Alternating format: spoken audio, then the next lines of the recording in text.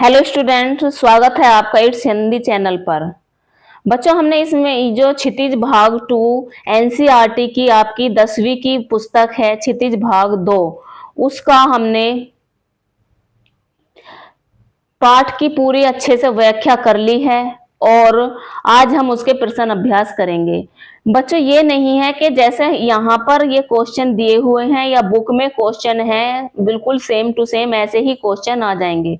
अगर आप इस पाठ को बार बार पढ़ेंगे और इसकी व्याख्या सीखेंगे, व्याख्या उसकी बार बार पढ़ेंगे, तो आप कोई भी वहां पर इससे रिलेटेड आपको एक पैराग्राफ दिया हुआ होगा, उस पैराग्राफ से कोई भी क्वेश्चन बना दिया जाएगा और उसका आपको आंसर सरल भाषा में देना होगा, अपनी भाषा में। ये नहीं कि जो वहां पर ब्रज भाषा है इस सूरदास के पद की कि उसी में ऐसे ही हमें आंसर लिखना है, नहीं, आपको अपनी सरल भाषा में उसका आंसर देना है। अगर आपकी व्याख्या और ये पाठ आपका अच्छे से तैयार होगा तो आप किसी भी आंसर का क्वेश्चन का आंसर दे सकते हैं। और कैसे आंसर देना है ये हम यहाँ पर पढ़ेंगे अपनी भाषा में, बहुत ही सरल भाषा में मैंने यहाँ पर इसके आंसर लिए हैं। चलिए स्टार्ट करते हैं। नंबर फर्स्ट है हमारा, गोपियों द्वारा उद्धव को भाग्यवान कहने में क्या निहित है। जो गोपियां हैं वो उद्धव को ताना मारती हैं, वह उस पर व्यंग कसती हैं, उन पर व्यंग कसती हैं क्योंकि वे विरहाग्नि में जल रही हैं और वे कृष्ण से मिलने के लिए तड़प रही हैं। उन्हें एक आस है कि कृष्ण आएंगे और हमारी जो है यहाँ पर विरह को, हमारे जो उनकी विरहाग्नि थी उसे दूर करेंगे। ठीक है, लेकिन कृष्ण नहीं आते हैं और वे उद्धव को भेजते हैं उन्हें योग का संदेश लेने के लिए। तो वो गोपियां जो हैं उद्धव को ताना कसती हैं, व्यंग कसती हैं कि आप कैसे व्यक्ति हैं, कैसे वो भाग्यवान, उनका कहने में यहाँ पर कोई वो नहीं है, यहाँ पर वो उन्हें भाग्यहीन बताती हैं। तो चलिए स्टार्ट करते हैं। देखो, गोपियों द्वारा उद्धव को भाग्यवान कहने में क्या व्यंग निहित है। उत्तर है इसका, गोपियों द्वारा उद्धव को भाग्यवान कहने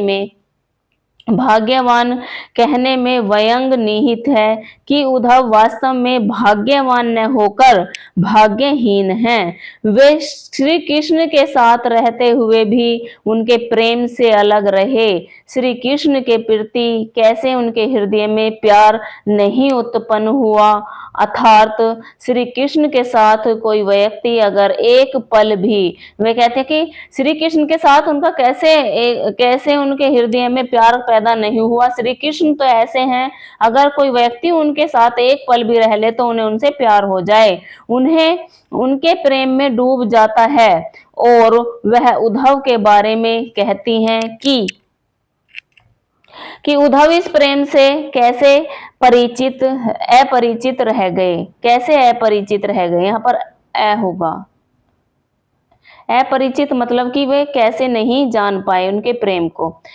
नेक्स्ट हमारा नंबर सेकंड है, उद्धव के व्यवहार की तुलना किस किस से की गई है। नंबर सेकंड हमारा क्वेश्चन है कि उद्धव के व्यवहार की तुलना किस किस से की गई है। गोपियों ने उद्धव के व्यवहार की तुलना निम्नलिखित उदाहरण से की है। गोपियों ने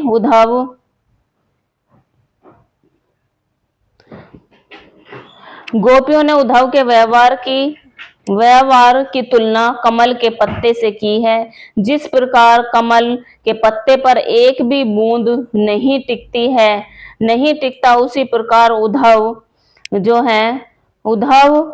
पर श्री कृष्ण के प्रेम का रंग नहीं चढ़ा। जल के मध्य रखे तेल के गागर, यानी कि गागर मतलब मटकी की भांति है। जिस प्रकार जल की एक भी बूंद तेल की मटकी पर नहीं चढ़ती है, उसी प्रकार उद्धव पर श्री कृष्ण का प्रेम नहीं चढ़ा है। वे उन्हें तुलना करती हैं कि जैसे कि कमल का पत्ता होता है, उस पर एक भी पानी की बूंद नहीं टिकती है, और तेल की जो मटकी है उस पर कितना ही भी हम पानी डाल लें लेकिन उस पर एक भी पानी की बूंद जो है नहीं टिकती है। ऐसे ही जो उद्धव हैं उन पर श्री कृष्ण का प्रेम नहीं चढ़ा है। नेक्स्ट हमारा नंबर थर्ड क्वेश्चन है कि गोपियों ने किन किन उदाहरणों के माध्यम से उद्धव को उल्हाने दिए हैं। यहाँ पर उल्हाना है।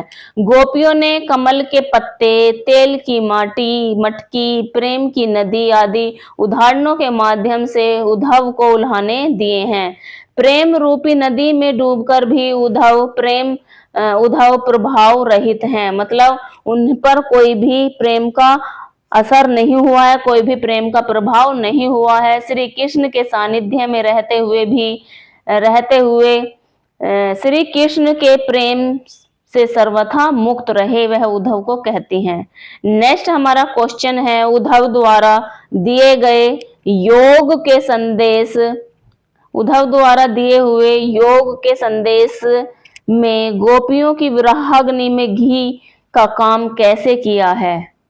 तो श्री कृष्ण, गोपियां कहती हैं कि श्री कृष्ण के आने के दिन गिन रही हैं हम, तो गोपियां जो हैं वह श्री कृष्ण के आने के दिन गिन रही हैं। वह अपने तन मन की व्यथा को चुपचाप सहती हैं, कृष्ण के प्रेम रस में डूबी हुई हैं। वह इंतजार में बैठे थे कि श्री कृष्ण उनके विरह को समझेंगे, उनके प्रेम को समझेंगे और उनके अटूट बंधन, अटूट अपने दर्शन सब यहाँ उल्टा हो गया। लेकिन यहाँ पर सब उल्टा हो गया है। श्री कृष्ण को न तो उनकी पीड़ा ज्ञान पड़ती है और न ही उनके विरह के दुखों का, बल्कि योग का संदेश देने के लिए उद्धव को भेज देते हैं श्री कृष्ण। वे कहते हैं कि श्री कृष्ण, यहाँ पर तो एकदम उल्टा है। श्री कृष्ण को ना तो उनकी विरह की पीड़ा दिखाई देती है और ना ही उनके विरह के दुखों का, बल्कि योग का संदेश भेज देते हैं, उद्धव को भेज देते हैं। विरह की अग्नि में जलती हुई गोपियों की विरह को समझेंगे। उद्धव ने श्री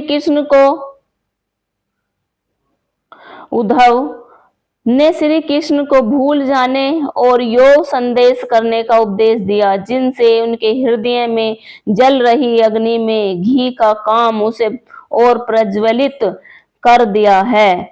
फिर है नेक्स्ट नंबर 5 हमारा, मर्यादा न लही के माध्यम से कौन सी मर्यादा में रहने की बात कही गई है। यहाँ पर जो गोपियां हैं वह श्री कृष्ण को कहती हैं कि उन्हें तो मर्यादा ही नहीं है कि किसके साथ अगर कोई प्यार कर रहा है, प्यार देता है, तो उसे ऐसे ही पेश उसके साथ आना चाहिए। लेकिन मर्यादा न लही में कौन सी मर्यादा में रहने की बात कही है। मर्यादा न लाही के माध्यम से प्रेम की मर्यादा में न रहने की बात कही जा रही है। गोपियां कृष्ण के मथुरा चले जाने पर शांत भाव से उनके लौटने की प्रतीक्षा कर रही थी। वह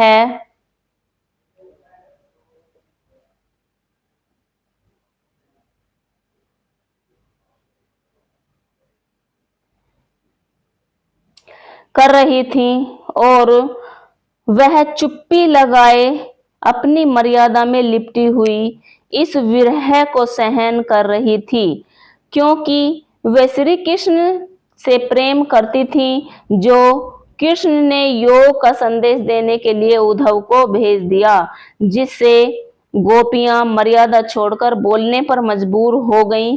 प्रेम के बदले प्रेम का बलिदान ही प्रेम के बदले प्रेम का प्रतिदान ही प्रेम की मर्यादा है। लेकिन श्री कृष्ण ने गोपियों के प्रेम के उत्तर में योग संदेश भिजवाया है। इस प्रकार श्री कृष्ण ने प्रेम की मर्यादा नहीं रखी, वापस लौटने का वचन।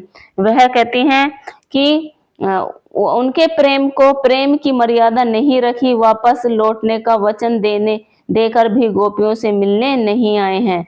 वे जो श्री कृष्ण थे वे गोपियों से कहते हैं कि मैं वापस आऊंगा, लेकिन वे नहीं रहे हैं और नहीं आए हैं। और क्या होता है कि वे कहती हैं कि उन्हें इतनी भी मर्यादा नहीं है कि अगर कोई व्यक्ति या कोई इंसान प्रेम करता है तो उसे प्रेम देना चाहिए, और वे कह रही हैं कि उन्हें मर्यादा नहीं है। वापस आने का उन्होंने वादा किया था, लेकिन वे नहीं आए हैं।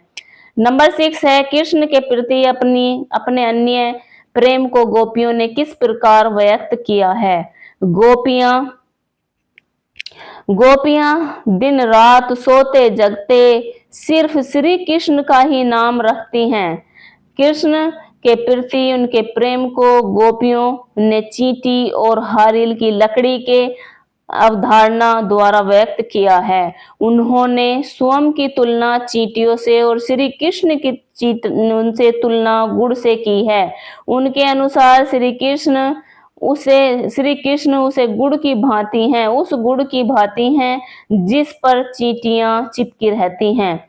हारिल ऐसा पक्षी है जो सदैव अपने पंजे में लकड़ी या तिनका पकड़े रहता है, वह उसे किसी भी दशा में नहीं छोड़ता है। इस तरह गोपियों ने अपने मन, वचन और कर्म से कृष्ण की प्रेम की लकड़ी को दृढ़ता से पकड़े हुए है। कृष्ण के प्रति अपने प्रेम को गोपियों ने किस प्रकार अभिव्यक्त किया है? उन्होंने कहा है कि जिस प्रकार कृष्ण के प्रति अपने अन्य प्रेम को वह गोपियां चींटियों के भांति बताती हैं, जैसे कि गुड़ पर चींटियां लिपट जाती हैं, तो उन्होंने अपने आप को वो चींटियां बताया है और श्री कृष्ण को गुड़ बताया है। जैसे कि चींटियां गुड़ पर लिपट जाती हैं और वे उसी में मर जाती हैं, मतलब उससे बाहर नहीं निकलती हैं, ऐसे ही गोपियां कहती हैं कि हम तो उस चींटी के समान हैं, जैसे हमने तो एक श्री कृष्ण को जकड़ लिया। जैसे कि हारिल होता है, एक पक्षी है हारिल, वह एक लकड़ी को ही अपनी जिंदगी मानता है, उसे हमेशा पकड़े रहता है। तो ऐसे ही हमने श्री कृष्ण के प्रेम को अपना लिया है और हमने तो श्री कृष्ण को दृढ़ता पूर्वक पकड़ रखा है, अब हम इनसे अलग नहीं हो सकते हैं। नंबर 7 है, गोपियों ने उद्धव से योग की शिक्षा कैसे लोगों को देने की बात कही है। गोपियां कहती हैं कि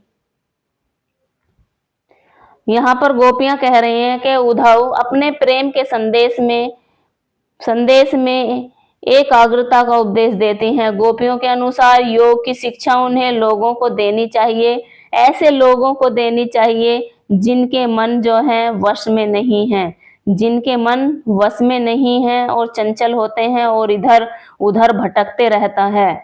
गोपियों को योग की आवश्यकता नहीं है, क्योंकि गोपियां अपने मन और इंद्रियों में कृष्ण के प्रति एकाग्रचित हैं, इसलिए योग साधना का उपदेश उनके लिए निरर्थक है। नेक्स्ट है नंबर 8। नंबर 8 है, प्रस्तुत पदों में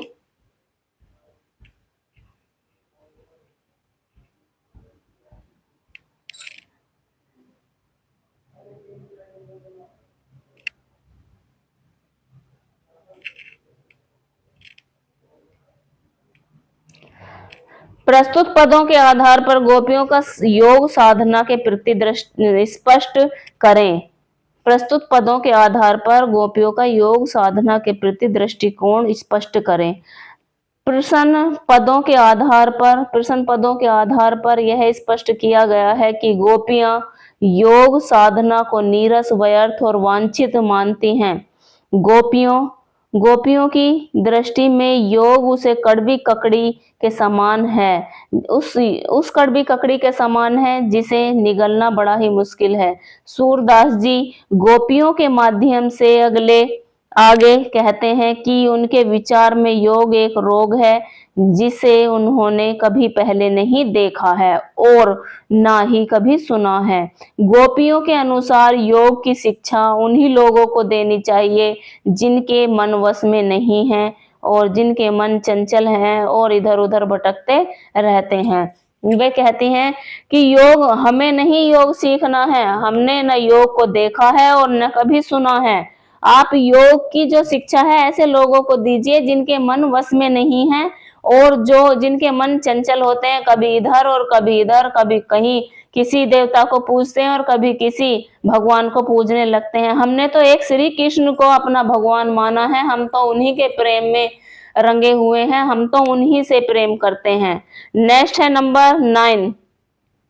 गोपियों के अनुसार राजा का धर्म क्या होना चाहिए। गोपियां कहती हैं कि राजा का धर्म जो होता है वह तो न्याय करना होता है। गोपियों के अनुसार राजा का धर्म न्याय करना है।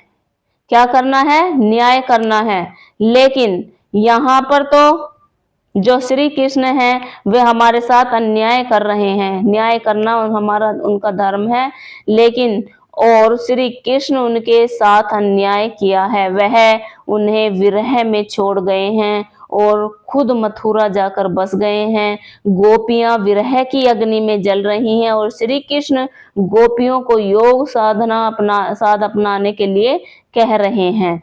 वे इसलिए उनसे नाराज हैं। नेक्स्ट है हमारा नंबर 10। नंबर 10 में है कि गोपियों को कृष्ण में ऐसी कौन सा परिवर्तन दिखाई दिए जिनके कारण वह अपना मन वापस लेने की बात कहती हैं। उत्तर है इसका, गोपियों को लगता है कि कृष्ण द्वारका जाकर राजनीति के विद्वान हो गए हैं। उन्हें उनके अनुसार श्री कृष्ण पहले ही चतुर थे और अब भारी भारी ग्रंथ पढ़कर पहले से भी अधिक चतुर हो गए हैं। छल कपट उनके स्वभाव का अंग बन गया है। उन्होंने गोपियों से मिलने के स्थान पर योग की शिक्षा देने के लिए उद्धव को भेजा है। श्री कृष्ण के इस कदम से गोपियों के हृदय पर बहुत आहत हुआ है। इन्हीं परिवर्तनों को देखकर गोपियां अपने मन श्री कृष्ण से वापस लेना चाहती हैं। वे कहती हैं कि जो श्री कृष्ण हैं वे तो पहले से ही चतुर थे, चालाक थे, लेकिन उन्होंने द्वारका जाकर और भी उन्होंने राजनीति पढ़ ली है और भी वे चालाक हो गए हैं। हमें नहीं ऐसे, और हमें योग साधन लेने की शिक्षा दे रहे हैं। वे कहते हैं कि इस कदम से गोपियां जो हैं वो बहुत आहत हैं और इन्हीं परिवर्तनों को देखकर गोपियां अपना मन श्री कृष्ण से लेना चाहती हैं। नेक्स्ट हमारा नंबर 11 है। नंबर 11 में क्या है, गोपियों ने अपने वाक चातुर्य के आधार पर, गोपियां जो हैं वाक चातुर्य मतलब होता है बोलने की चतुराई के आधार पर ज्ञानी उद्धव को परास्त कर दिया है। जो उद्धव थे वह बहुत ज्ञानी थे, लेकिन जो गोपियां हैं उन्होंने अपनी बातों में उन्हें ऐसा फंसा लिया है कि उन्हें भी परास्त कर दिया है। उनके वाक चातुर्य की विशेषताएं लिखिए। गोपियां, उत्तर है इसका, गोपियां बात बनाने में किसी को भी परास्त कर सकती हैं। गोपियां उद्धव को अपने तानों के द्वारा चुप कर देती हैं उद्धव को।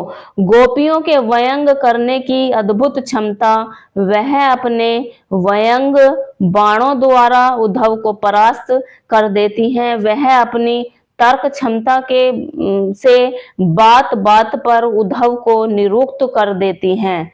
जो गोपियां थी वे उद्धव से नाराज थी और वह उन पर व्यंग कसती हैं और वे अपनी बातों से, वो उनकी बातों में नहीं फंसती हैं और उन्हें ही बातों से अपने वाक चातुर्य से परास्त कर देती हैं। नेक्स्ट है नंबर 12। नंबर 12 में क्या है, संकलित पदों को ध्यान में रखते हुए सूर के भ्रमर गीतों की मुख्य विशेषताएं लिखिए।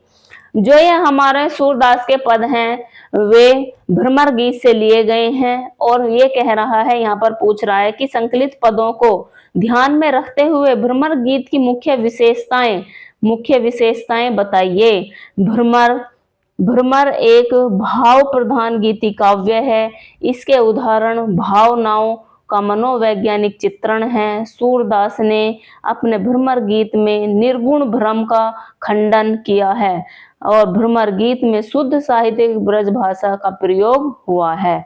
इसकी क्या क्या विशेषताएं हैं, यह एक भाव प्रधान गीति काव्य है और इसके उदाहरण भावनाओं का मनोवैज्ञानिक चित्रण है। सूरदास ने अपने भ्रमर गीत में निर्गुण ब्रह्म का खंडन किया है। उन्होंने निर्गुण मतलब कि कोई मूर्ति उनके सामने ना हो, वो तो श्री कृष्ण के भक्त थे और श्री कृष्ण के ही पुजारी थे, इसलिए उन्होंने निर्गुण जो ब्रह्म है उनका खंडन किया है और भ्रमर गीत में शुद्ध साहित्यिक ब्रज भाषा का प्रयोग हुआ है। किसका? ब्रज भाषा का प्रयोग हुआ है। तो आज मैंने इस चैप्टर के सूरदास के पद क्षितिज भाग 2 और एनसीईआरटी की ये पुस्तक है, 10th क्लास की है। इसके क्वेश्चन आंसर मैंने आपको कराए हैं, अभ्यास प्रश्न कराए हैं। ऐसे ही आपको क्वेश्चन दिए होंगे, जरूरी नहीं है कि यही आपको क्वेश्चन दिए हुए हैं, लेकिन अगर आप चैप्टर आपका पैराग्राफ सारे आपके मतलब सारे जो है पैराग्राफ अगर आपके क्लियर हैं और याद हैं तो आपको कहीं से भी क्वेश्चन पूछ लेगा तो आप उसके आंसर कर सकते हैं। और इसकी व्याख्या मैंने अपनी पिछली वीडियो में कराई है, आप वहां पर जाकर मेरे चैनल पर जाकर आप इसकी पिछली वीडियो जाकर देखिए और समझिए और अपने ये कॉन्सेप्ट जो इसमें इसके दोहे हैं वो क्लियर कीजिए। ठीक है।